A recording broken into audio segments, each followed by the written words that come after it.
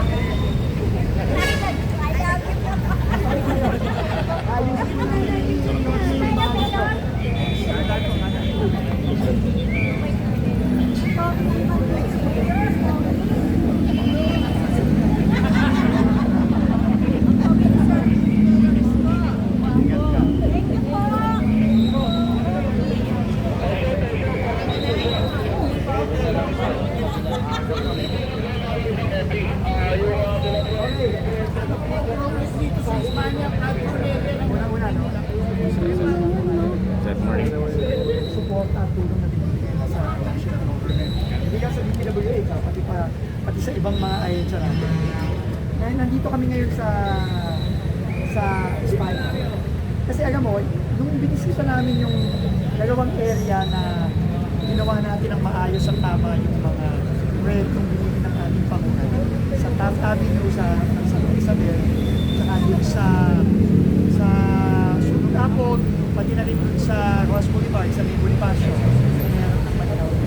Nakita natin talaga, tama yung gagawin. Hindi na nakawin yung pera, tama yung proyekto, maayos. Merong epektong maganda. Sa Sunod Apog, nag-usap na kami ni Orly kanina, nandiyan sa amin. Wala nang reklamo yung mga taga-Sunod Apog, barangay Sunod Apog natin. Kasi talagang hindi na nagbabahay. No, sa Santa Isabel, yung mga madre sa Santa Isabel, nagsasabi sa akin, sinasabi sa talagang nagwo-work yung ginawa nito kasi halos hindi na nagbabaha. Sa harap ng Manila Hotel, hindi na nagbabaha doon. Yung mga area na gumagana yung mga pumping station natin, menos baha na rin. So, hinaya ko si Yorme, para itong, ewan mo, ilang dekada na nagbabaha dito sa Espanya. Yung elementary rito ngayon, doktor na, Oo. So, nag-planning kami at piniresita ko ngayon kay Mayor yung 5 interventions na gagawin natin dito sa Espanya. Kasi medyo mabibigat itong mga intervention ito. And hindi natin magagawa ito kung hindi tayo tutulungan ng local government. So, maganda, all-out support si Yorme. And kinausap din namin yung mga kababayan natin dito. Magkakaroon ng konting aberya in the next few months. Pero, sa tingin namin, pag natapos to, kahit pa paano, maiinsan yung pagbahan dito sa Espanya. Once and for all, kasi grabe na talaga. Yung pagbahan dito, grabe na yung epekto sa mga estudyante, sa mga ocean dito, sa mga tao. So yun, nagpapasalamat ko sa Yorme. So, si Yorme muna, then we'll entertain ko. sige. Tanong pa kayo? Hindi, statement ka muna. Wala pa, zero. Wala pa nga ginagawa. Ano naman, things are being given attention and concern is really there. Marami naman ang area. Manila is just one of the biggest problem. Hindi ko na pwedeng kaldagin si Secretary Vince. Dito ka lang sa Manila, dito ka lang sa Manila. he has to attend also on other matters. But we're very happy with DPWH today on what they're doing, intervention sa mga areas of concern.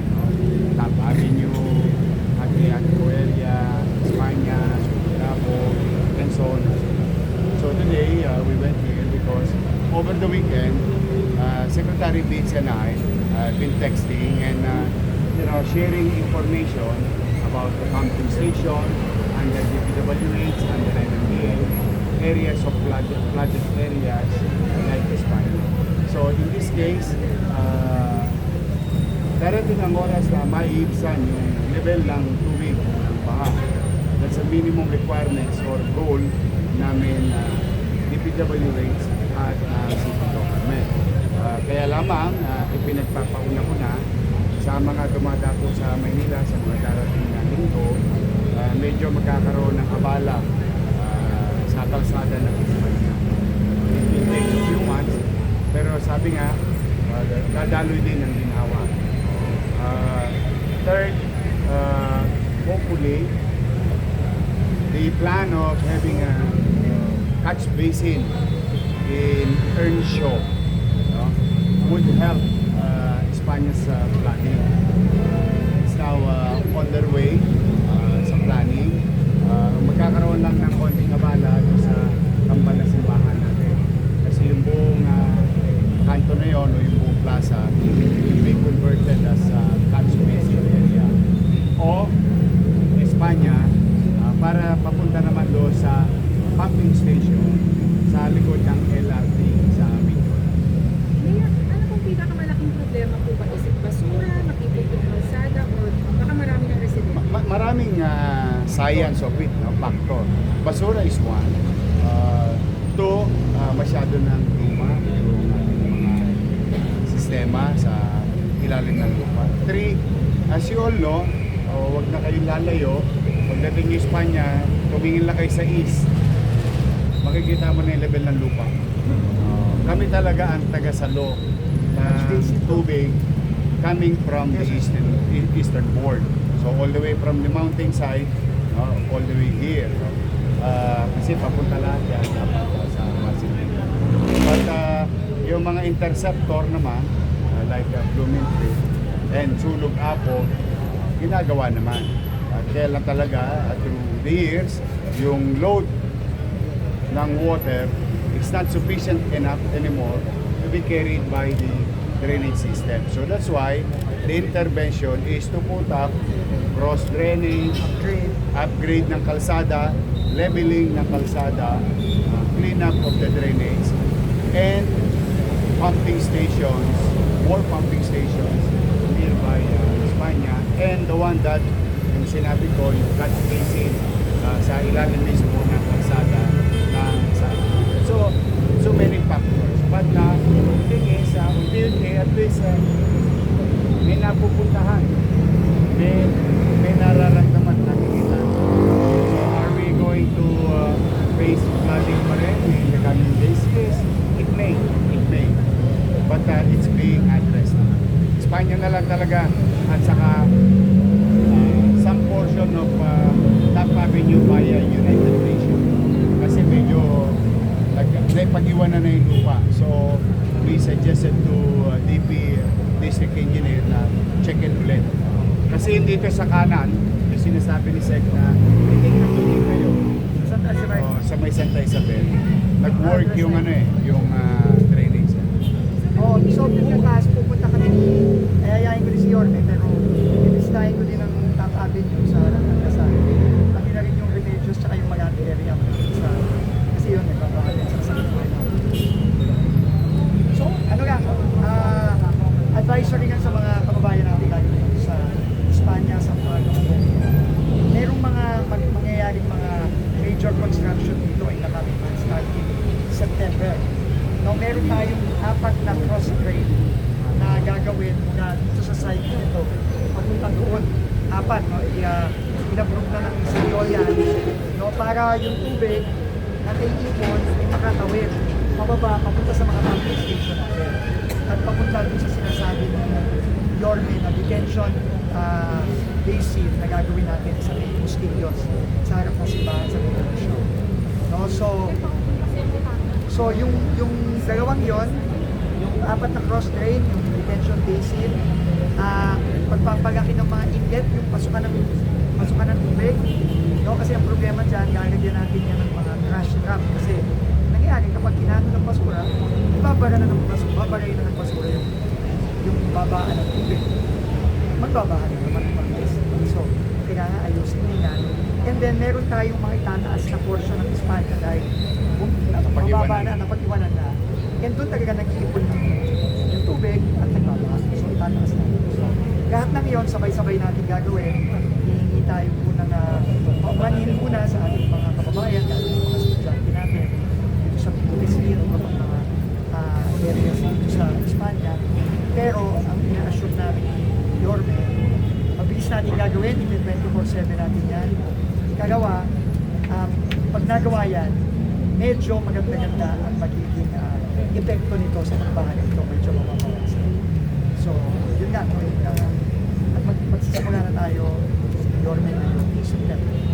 Okay, kami naman, on behalf of the people of Manila, we are very grateful. Nagpapasalamat kami sa DPWH to Secretary Vince Dizon and his team. Yung aming mga pino-forward na real-time information on actual situation, nabibigyan naman ng agarang tugon. As you all know, that was a few days ago. So they went back here and respect. Now interventions are going to be initiated. So for now, thank you very much. Can you give us context guys? Paggamit ng LTO at tawag mo? Hi, okay.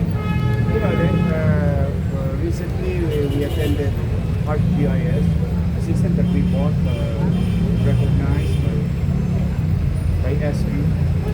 This system is a mapping system, multi-special system, wherein even if we put a system in our drainage facility and map our level of yung land, level ng land, at yung kwintada ng buhos ng tubig through this data and data analytics of our system, we can project 2 hours before kung saan magdudulot ng malaking baha. Ito ba ay particular sa kalsada lang? Hindi, ito yung particular sa mga community na pwede nating malipas ahead of a few hours ahead of the aberya.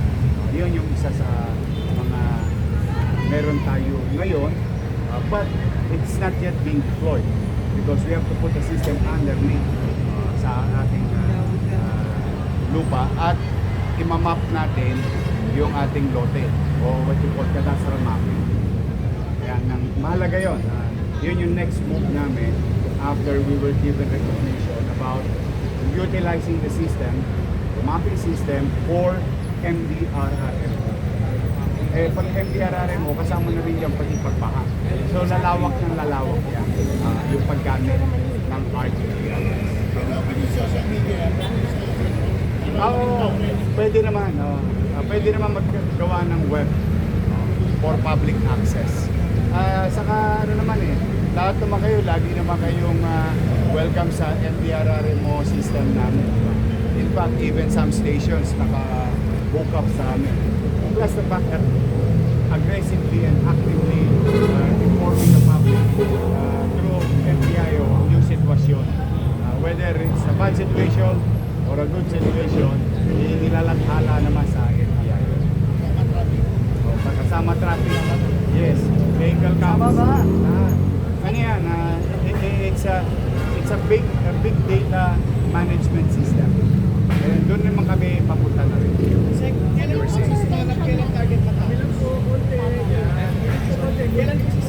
September magsisimula na tayo. Hindi ko nga mabibigay pa yung timeline kasi pagka nasimula na natin, doon na. Pero 24/7 ang usapan natin. Sa mga areas pa ng problematic sa baha? Oo, lahat naman pinapaka-address natin. Pero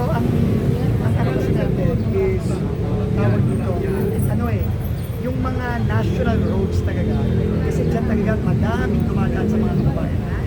Ito, Espanya, Quezon Avenue, Commonwealth, EDSA, Sipay, Araneta, Arten, Top Avenue, yung mga malalaki talaga. Kasi yung volume ng taong dumadaan dyan, yung permission dinudulot niya talaga. So yun ang mga priority.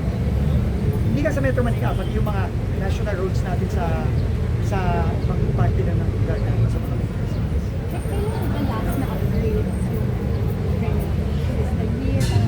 Ng Espanya, ang sabi sa akin, ang drainage dito, ano pa, 1950s pa. Drainage dito, hindi pa na-upgrade. Meron lang nagagawang mga maliliit na proyekto, pero yung pag-upgrade talaga, hindi pa yan. Since post-World War II. Hindi, yung gagawin mo, yung priority muna natin, yung apat na gagawin natin. Kasi yun ang pinakamabilis na kahit pa paano, according sa mga eksperto natin, may ibsan yung ba sa Espanya. Kasi, ano eh, kailangan mapabilis natin, mapababa yung papunta sa mga estero at saka sa mga pumping station natin. May critical din yung detention basin sa may Earnshaw sa Tuesday. Ilang months or two? Ilang months or two? Buwan lang ito, hindi nakabuti na ito. Di ba? Abot mo ba dun sa holiday? May. May. Kasi September pa tayo mag-umpisa. Pero ang naman fishbone. So hindi to back. Kaya madali ito. Kasi makikita mo naman yung metro, malapit lang naman. Kailangan lang mag-connect yung dalawa ng para yan. Para magsaluhan. Sir, gusto po yung inspection niyo? Ayun, medyo ano, no, talagang nakakalimutan. Kasi, kausap ko yung mga tao mismo sa Pelon. Sabi nila sa akin, 2019, nagkaroon ng live video. Dami kasi ng mga bahay. Pero ang problema, alam nangyari. So, dalawa ang critical na kailangan gawin natin. Immediate. In fact, nagsisimula na today or tomorrow, talaga na ako number one. Kailangan mag-dredging kasi yung ito, mababaw. Kaya yung ginagawa natin sa Manila, yan siguro pinatulong natin dyan. Effective ang dredging kasi ang tubig, wala kang magagawa. Ang tubig, dadating at dadating. At kailangan natin gawin yung kapasidad ng ating mga ilog at stair. Kailangan papalakin. Ang problema, kung di ka mag-dredging, since galing sa bundok ang tubig, may dalayang putin, may dalayang buhangin yan. Kung 10 taong ka nang walang dredging dyan, eh yung ilog mo, bababaw na ng babaw. So, ang tubig, naapaw at aapaw. So, yun una-una, nagpapadredging na tayo. Tsaka yung nakita kong ang mga flood control na mayroong parting mataas, may parting mababa, pinapantay na natin. Yun. So, magsisimula na rin yun in the next few weeks. So, sabi ko nga, babalik-balikan ko yan. Kasi nakakaawa na rin. Kung nakita mo yung isang tao doon, habang kinakausap ko siya, hinuhukay niya yung mga damit ng mga anak niya. Dahil natapunan na ng putik tsaka ng buwan. Kailangan, tumilis natin aksyonan. So, we're going to go back there hanggang ayos. And then, gagawa tayo ng dam sa taas. Wala kasi dam. So, kailangan kasi may mga dam sa taas para bago pa bumaba, gumagasa yung